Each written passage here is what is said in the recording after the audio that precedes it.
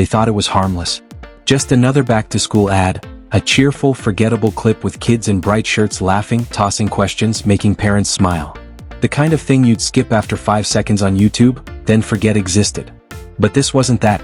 What looked like innocent fun was something else entirely, a coded message hidden beneath the colors and the laughter. Not a rant. Not a meltdown. Something far colder, far smarter. A silent declaration of war, engineered by one of America's most powerful corporations, and the target? The same players, veterans, and insiders who thought they could ridicule Caitlin Clark, shut her out of her own league, and remind her who really ran the show. They mocked her, dismissed her, told themselves she was all hype, a marketing fantasy that would fade with time.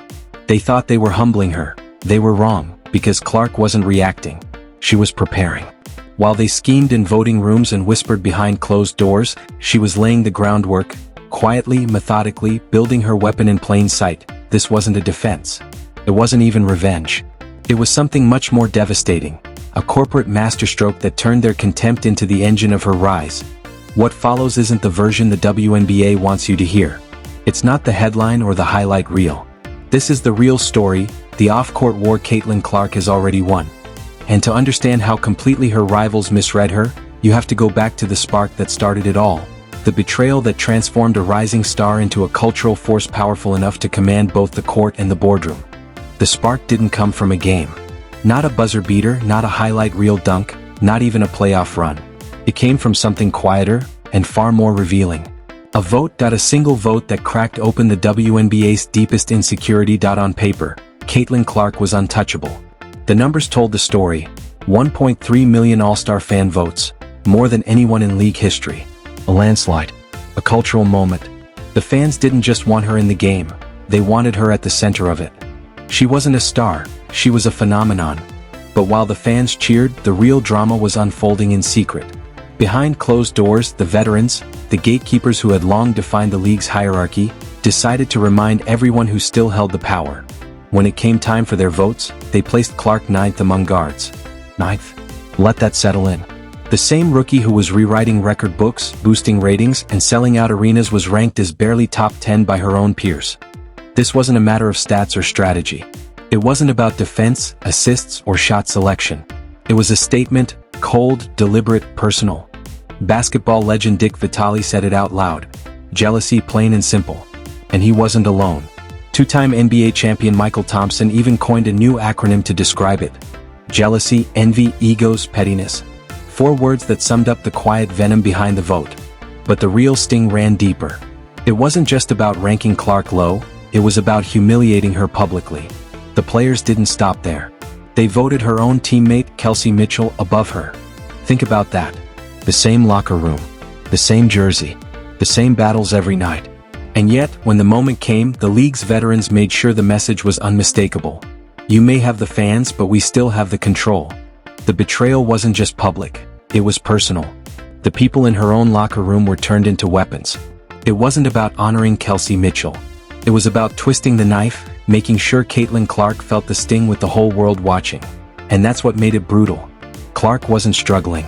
She wasn't hitting a rookie wall or fading under pressure. She was thriving. Statistically, she was outperforming many of the veterans who had voted against her. Breaking assist records, scoring efficiently, carrying her team night after night. The numbers didn't just favor her, they made the case undeniable. But numbers lose power when emotions take over. And the truth is, the old guard wasn't afraid of Clark's jumper or her court vision. They were afraid of what she symbolized. Caitlin Clark isn't just a player, she's a disruptor. She represents a new kind of spotlight, one fueled by viral moments, fresh audiences, and fans who don't care about old hierarchies or unspoken rules. Her rise wasn't lifting the league's veterans, it was threatening to wash them away. To them, she wasn't the future, she was an existential threat. So they drew their line in the sand.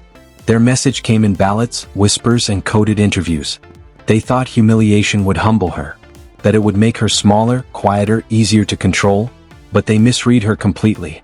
What they thought was the end was only the ignition point. The betrayal became her blueprint. While they were busy scheming in locker rooms, Clark was already in a studio, crafting something that looked harmless, almost wholesome. A counterstrike disguised as a commercial. A quiet weapon designed to dismantle them piece by piece. Most battles in sports are loud, filled with trash talk, fiery post-game quotes, and social media wars. That's the kind of fight fans expect. But Caitlin Clark never played by expectations. She didn't grab the mic or demand respect. She let the work speak for her, and the silence became her sharpest weapon. She didn't fire back on Instagram. No cryptic captions. No post-game shade. She didn't even acknowledge the snub. Instead, she smiled, and then she let her sponsors do the talking. While her rivals were laughing over ballots and backroom votes, Caitlin Clark was in a studio, filming what looked like an ordinary back-to-school commercial. Kids in classrooms. Bright colors. A cheerful message about new beginnings. Safe. Wholesome. Entirely forgettable, or so it seemed. Because beneath that bright, family-friendly gloss was a masterstroke. Clark's harmless ad wasn't a commercial, it was a counter-move. A precise, calculated strike launched outside the court, in the cultural war of relevance and reach. The same veterans who thought they'd humbled her with the all-star vote were suddenly surrounded by her image, smiling from billboards, dominating national commercials, and flooding every social feed in sight. While they fought to protect their place in a 144-player league, Clark was expanding her influence to millions who didn't even watch women's basketball. Parents, kids, casual fans. People who couldn't name 3 WNBA veterans but instantly recognized Caitlin Clark, the approachable superstar backed by billion-dollar corporations. And that was the cruel genius of it. You can block a shot. You can body someone in the paint. You can even vote against them on a ballot. But you can't outvote Nike. You can't out-rebound Gatorade. You can't box out State Farm when they're putting Caitlin Clark in living rooms across America. This wasn't just marketing. It was power, a kind of power the old guard never understood, and one Clark wielded effortlessly without ever raising her voice. That was the brilliance of her counterattack. It didn't look like revenge. It looked like innocence, wholesomeness, optimism. While her rivals came off as bitter and jealous, Clark came off as the future, smiling, unstoppable, untouchable, and just like that, the betrayal backfired. What was meant to humble her became the jet fuel for her rise. But here's the twist. None of it was accidental. Clark didn't stumble into this moment, she engineered it. Every frame, every smile, every line of that harmless ad was part of a much larger plan. A campaign that stretched far beyond basketball. Because every empire needs an army. Some are built on soldiers. Others on wealth. Caitlin Clark's? On children.it sounds strange until you see it. The veterans who wanted her silenced were focused on contracts, stats, and playing time, the now. Clark was focused on tomorrow.in, that back-to-school commercial. The kids weren't just props. They were the strategy. Bright eyes, wide smiles, looking up at her with admiration. That was the message. When kids see Caitlin Clark as their hero, parents follow. Families follow. Entire communities follow. Suddenly, she's not just an athlete. She's a role model, a household name. She's no longer confined to box scores, she's shaping childhood memories that will echo for decades. And that's the kind of victory no veteran can erase. Trophies tarnish. Stats fade. Records fall. But when you win the hearts of the kids, you've already claimed the future. This is where Caitlin Clark's rivals made their biggest mistake. They thought they were shutting her out, keeping her from their circle of power. But what they didn't see was that Clark was quietly building her own. Bigger. Louder. Unbreakably loyal.an army of kids wearing her jersey, chanting her name, begging their parents for the shoes, the tickets, the merch. And when those kids grow up, they won't forget who made them believe. They'll become lifelong fans, lifelong buyers, lifelong defenders. That's the kind of loyalty corporations dream about. That's why brands are lining up to tie their futures to hers. And that's why her rivals, the bitter veterans who thought a snub could erase her, are fighting a war they can't win. Because Clark didn't just clap back. She recruited. She built a movement so pure, so untouchable, that even her critics couldn't attack it without looking small, bitter, and out of touch. They wanted her gone. Instead, she became the one thing they could never compete with, the face of the future. And once that future started marching behind her, there was no stopping it. But here's the thing, the kids were only the beginning. The next phase wasn't about fans. It was about firepower. Corporate firepower. Because in today's game, power doesn't just come from the scoreboard. It comes from the boardroom. And this is where Caitlin Clark flipped the script entirely. While veterans were guarding minutes and counting stats, Clark was securing partnerships. Not just contracts but alliances. Billion-dollar powerhouses that never lose. Nike, Gatorade, State Farm. Giants that can't be boxed out, can't be voted against, and can't be benched. When they bet on Clark, it wasn't just sponsorship. It was protection, a shield and a sword wrapped in corporate armor. Think about it. What can a jealous veteran really say when Clark's face is on every screen in America? How can league insiders bury her when entire corporations are investing millions to make her inescapable? This wasn't endorsement money. It was leverage. Every attempt to keep her small only made her bigger. Every snub, every whisper campaign, every petty slight, amplified by the power of brands that never play fair and never play small. The league tried to humble her. Corporate America made her unstoppable. And here's where it turns ruthless. Corporations don't gamble on losers.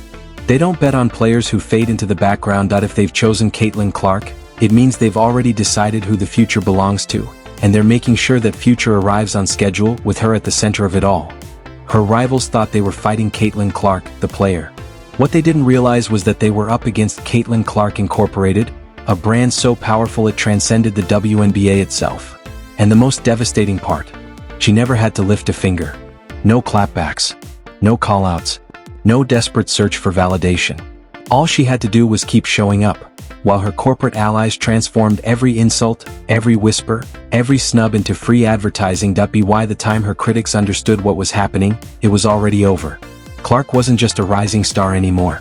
She was the face of a billion-dollar machine. A machine that doesn't stall, doesn't forgive, and doesn't lose.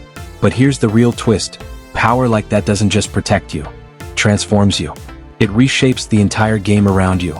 For Clark, that meant becoming more than an athlete. She became a cultural force. Untouchable, unmatchable, inevitable. Because revenge doesn't always come with a mic drop. Sometimes the sweetest revenge is silence. The kind that settles in when the game itself proves your critics wrong. For Caitlin Clark, legitimacy was revenge. While the veterans mocked her and insiders dismissed her, reality kept stacking against them. Record-breaking ticket sales, sold-out arenas in cities that had never cared about women's basketball, jersey sales that dwarfed even the league's legends, and TV ratings that soared every time her name appeared on a schedule. These weren't opinions. They were facts. Cold, indisputable proof that Clark wasn't hype. She wasn't a phase. She was the product the world actually wanted, the star fans were paying to see, and here's where it stung most. The same players who tried to freeze her out now cashed checks from her success. They played in packed arenas filled with her fans. They watched their salaries rise because Caitlin Clark was generating revenue the league had never seen before. They tried to silence her. Instead, she built a world where they couldn't speak without her name paying the bills. That's the kind of revenge you can't clap back against. You can't vote away full arenas. You can't snub Nielsen ratings. You can't erase the sound of kids in Clark jerseys screaming louder for her than for anyone else on the court. But Caitlin Clark's revenge wasn't just in the numbers. It was in the shift of power those numbers created. Suddenly, reporters weren't asking about the veterans anymore. They were asking her, building her narrative, centering her story. The spotlight wasn't being shared, it was claimed, and every time the old guard tried to downplay her success, they only made themselves look smaller, bitter, outdated. Because Clark didn't need to call them out. She didn't need to speak. The court, the fans, and the corporations were doing the talking for her. That was the moment revenge became reality, not with fireworks or fiery sound bites, but with silence. The quiet, undeniable truth that the game had already made its choice. And it hadn't chosen them. But even as Clark cemented her legitimacy, something even bigger was unfolding. Because revenge against rivals is one thing. Rewriting the culture of an entire league? That's another level of power entirely. For months, Caitlin Clark played the part flawlessly, the smiling star, the wholesome rookie, the safe corporate darling. To the public, she was every parent's dream role model, every sponsor's perfect pitch. But that was only the surface. Behind that smile was calculation. Behind the charm was instinct. Because Clark didn't just survive the all-star snub, she weaponized it. She turned humiliation into headlines, jealousy into energy, disrespect into domination. That's not luck. That's strategy. That's legacy being built in real time.